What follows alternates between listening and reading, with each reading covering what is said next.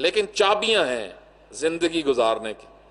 آپ دیکھیں ہر چیز کی چابی ہے. جس طرح امام کے پاس ایک شخصیت آئی, بیٹا آیا امام صادق علیہ الصلوۃ والسلام کے پاس.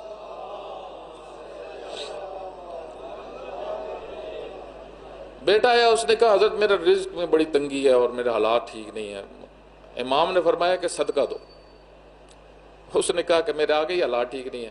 حضرت نے فرمایا جتنے رکھے ہوئے ہیں سارا صدقہ کر دو. پریشان ہو گئے.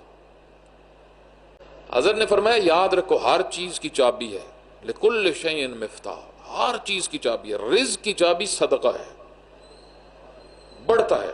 صدقات ہیں ہی اصل میں نمو کے لیے, رزق کو بڑھانے کے لیے, لیکن شرط یہ ہے صدقہ اپنی جگہ پہ جائے,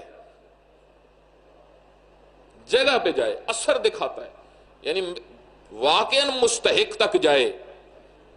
جس طرح زکوٰۃ ہے یا خمس ہیں, یہ بھی صدقات ہیں, واجب صدقے ہیں. خود سیدہ نے اپنے خطبے میں جو ارشاد فرمایا اللہ نے 2 مقصد کے لیے زکوٰۃ رکھی ہے. 2 مقصد تھے اللہ کے. ایک یہ مقصد تھا کہ تم پاک ہو جاؤ, تاکہ تم مال سے اتنے نہ جڑ جاؤ کہ تمہیں پھر مال ہی سب کچھ نظر آئے. ایک یہ کہ اللہ تمہیں پاک کرنا چاہتا تھا, اور دوسرا یہ کہ اللہ چاہتا تھا تمہارا رزق کم نہ ہو.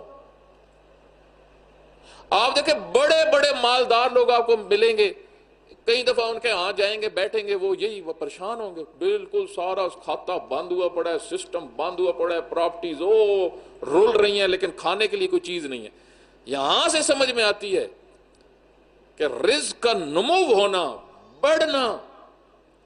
جس طرح آپ دیکھیں نا پودا بعض کا تو اس کو کاٹنا ہوتا ہے, اس کی اضافیات کاٹنی ہوتی ہے. کیوں؟ تاکہ وہ کھلے, نمو کرے, بڑھے. یہ صدقات در حقیقت اسی طرح ہے جس طرح درخت یا پودے کو کاٹنا ہے تاکہ نمو ہو, بڑھے. پیسہ دبنے سے, رکھنے سے زیادہ, یا انسان یہ کہ بس میں اس کو خرچ نہ کروں, اقربا پہ خرچ نہ کروں تو شاید یہ جمع ہو جائیں گے نا, وہ کم ہوتا ہے. اس وجہ سے ہر چیز کی چابی ہے, ہر چیز کی.